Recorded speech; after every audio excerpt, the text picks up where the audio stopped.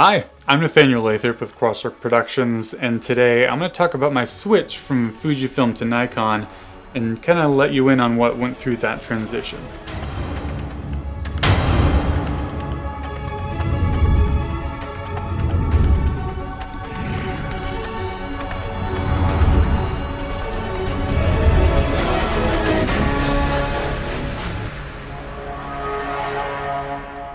So to start off, this isn't really a comparison video between the two cameras. This is more just me talking about the process between switching from my Nikon to finally buying another platform camera, and kind of what went into that, what I needed to buy, what I needed to sell, and all that kind of stuff. Also, this camera isn't really here. It's masked out because the camera that I'm using to film this is the Fuji, and this is also my first video filming with the Fujifilm, so I'm really excited to see how it looks and sounds. I've had this Nikon for about 5 years, and it's really served me well. I've done 99% of the work with it for video. But then about 4 months ago, I started, shopping around for a new camera just because I wanted to upgrade. But the key to this upgrade was that I didn't want to spend money on it. So I started looking for how much I could sell this for, which right now is around 500-ish. And then I have quite a few lenses that were just given to me, so I didn't invest in them to begin with. So I was looking for a camera that would fill the budget of what I could sell this camera with some lenses. So I started out with the Sony 6400, which looked really great, and then I started looking at the video specs as far as bit rate, and I'm like, I'll look for something different. So then I came across the Fuji X-T30, and I was researching that for about a couple weeks, and then I came across another camera, and then I bounced back to the 6400, and then I finally decided on the X-T30. But I also needed to get a few things because it's here. This camera is a lot different than the Nikon, and I had to do a lot of things to adjust. First of all, I needed to get a grip because the Fujifilm is really small compared to the Nikon. With Nikon, I can get my hand around the grip, my whole hand, and it feels really meaty. But with the Fuji, that grip is really small, and I needed something more to grip onto. So I came across a grip on Amazon. It's made by Honglai, and I got it mostly because it was the meatiest grip of all the ones I could find. And it also came with the shutter buttons that you can screw on. And I didn't really need those, but it came with 3 of them, and I kind of like the feel of it. It gives more mass to the camera. But the nice thing with that grip is that it was all metal, and it has a little Allen wrench that you can use to screw in the camera to the grip to the camera. And it's magnetic, so the wrench actually fits into the bottom of the grip, which is really nice. And it just ended up being it feels really good in the hand, and I'm really glad I got it. I also needed to get batteries, so I just got some off-brand ones that work pretty well. They're made by Power Extra. And then most importantly, I needed a way to adapt my leftover Nikon lenses to the Fujifilm. And I was looking around and I found one made by K&F Concept, which has a built-in aperture ring that fits into the aperture switch within the lens and is able to change the aperture through there, so that if you have a newer lens that doesn't have an aperture ring on the back, you're able to adjust it that way. So I'm going to butt in here real quick and mention something that I discovered while filming the video. The manual aperture ring on these manual lenses, like the old-fashioned lenses, and the aperture ring on the adapter, which is on the camera right now, don't work with each other. For some reason, when they're both on the camera, neither of them work. So what you have to do instead is take off the lens and then adjust the aperture to whatever you want, a 1.8 or f22, and then put it back on the adapter. It's kind of inconvenient, but I guess that's the way it is. But then it works fine with the newer lenses that don't have aperture rings on them. That way it totally works fine. And then one thing also to note with this K&F concept adapter is that I think normally on manual lenses you have about 6 or 7 clicks, or 7 or 8 clicks, sorry, on the lens. But on the adapter, that aperture ring only goes about 6 clicks, so you're actually missing some of your. There's quite a bit of difference between each click, so sometimes you kind of have to be really careful and split the difference. That's also a little bit inconvenient, but it's still really nice that the aperture ring is on the adapter itself. So that was about $100 for accessories, and the camera itself I found for about $800 body only, which I think is fairly recent because it normally was costing around $900, same as like the G85 from Panasonic and the Sony 6400. But this was down $100, and then it came with a 15 to 45 millimeter Fuji lens with OIS in it. So I'm like, and that was for $50, so I decided, that's probably worth it. I know this camera has really good autofocus, so I should take advantage of having that and be able to use it, and I'm glad I did.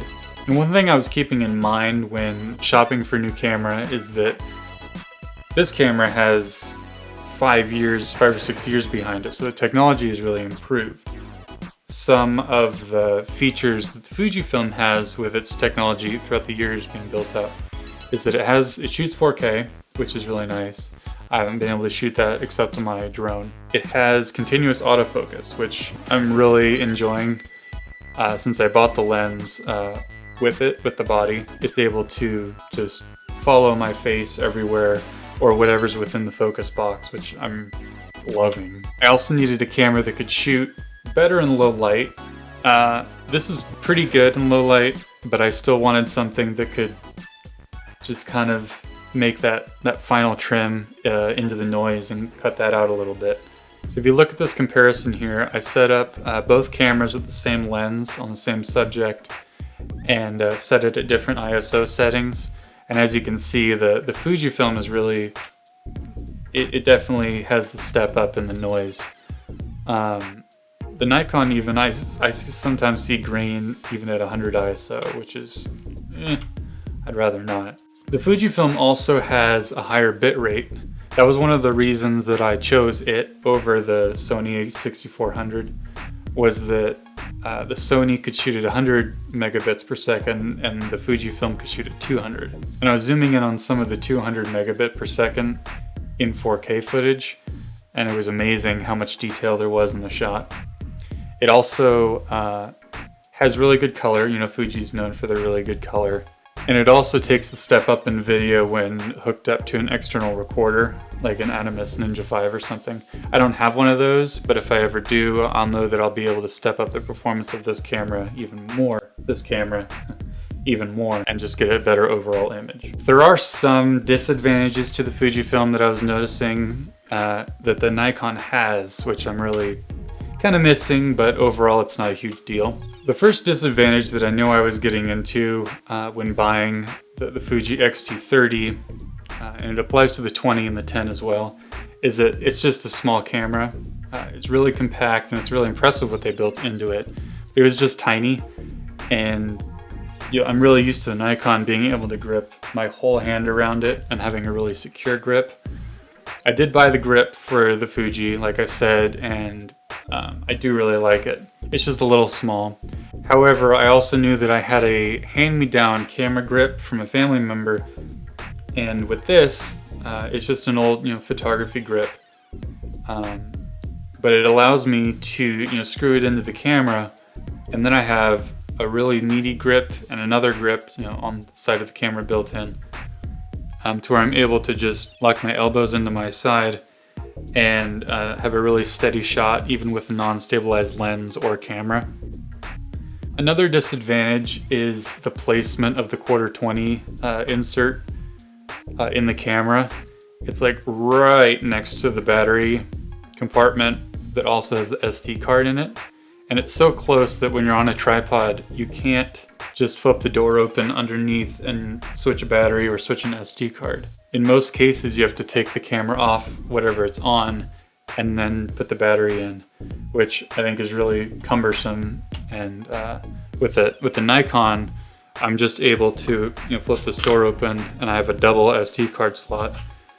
But the fact that this was 1100 new body only, and that this was 850 with a lens, I'm going to sacrifice a few things. And the last disadvantage is that the Fujifilm isn't weather sealed.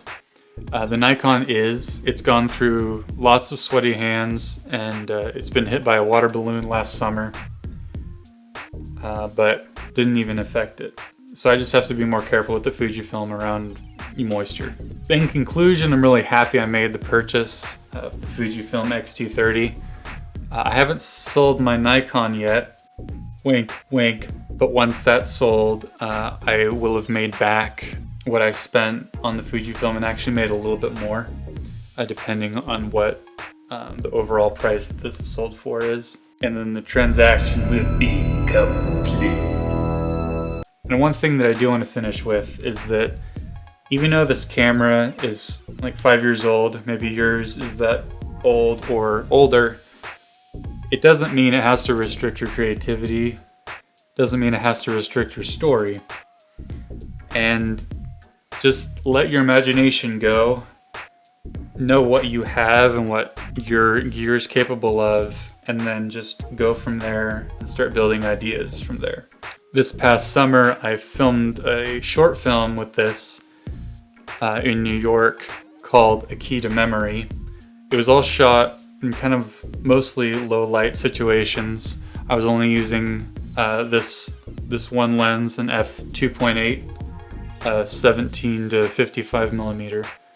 I used another lens just for a little bit, and the film ended up being accepted into the locals only category in the Ashland Film Festival. So I actually get to see my camera's footage, my 5-year-old camera's footage, in a movie theater with who knows what other cameras and their own films. Brief update. About 45 minutes after recording this, I received an email informing me that the festival will no longer be taking place in person but online instead due to the virus, so I guess I won't be able to see my short film in the theater, but that's fine, my point is still applicable. And it really goes to show that even though it's old, it can still do the job. It's just like other gear. I mean, the camera is the most essential to a film, but just because you have an old camera doesn't mean you need to go buy the newest thing. You don't need to buy the newest slider, glide cam, light, drone, whatever. Just let you and the camera drive the story. You can worry about light. I'm getting too inspirational, I can't help myself. So in essence, you don't need a new camera. This is just what I did.